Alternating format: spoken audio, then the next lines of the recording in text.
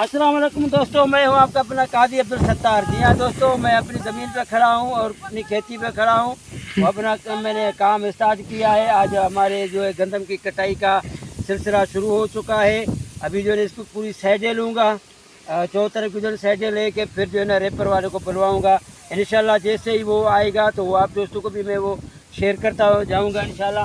आप दोस्तों से ये गुजारिश है कि आप दोस्त दुआ करें कि अल्लाह मियाँ जो है मेरी इस जो खेती में बरकत डाले और अनाज जाम आ जाए, ताकि फिर पूरे जो है ना वो 12 महीने का जो अनाज जमा हो जाएगा तो किसी की अल्लाह से ही किसी का मोहताज ना करेगा इंशाल्लाह। और अपनी चीज़ होगी इंशाल्लाह, अपने ही खाएंगे।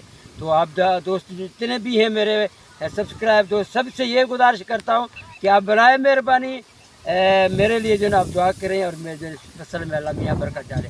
बड़ी मेहरबानी दोस्तों। जी हाँ दोस्तों, मैं अभी जो है ना रेपर लगवा रहे हैं ज़मीन में। आप देख रहे हैं ये कणक की कटाई हो रही है गंदम की। तो ये भाई की इसकी भी मेहरबानी है जो आया है हमारे। ये हमारा इसका गाड़ी का मालिक है, ड्राइवर साहब। और ये मेरा कज़न है आया समन, ये भी मेरा कज़न है शकील अहमद। दूसरा कज़न वो काम कर रहा है। ये दूसरा भाई है अब्दुल जब्बार।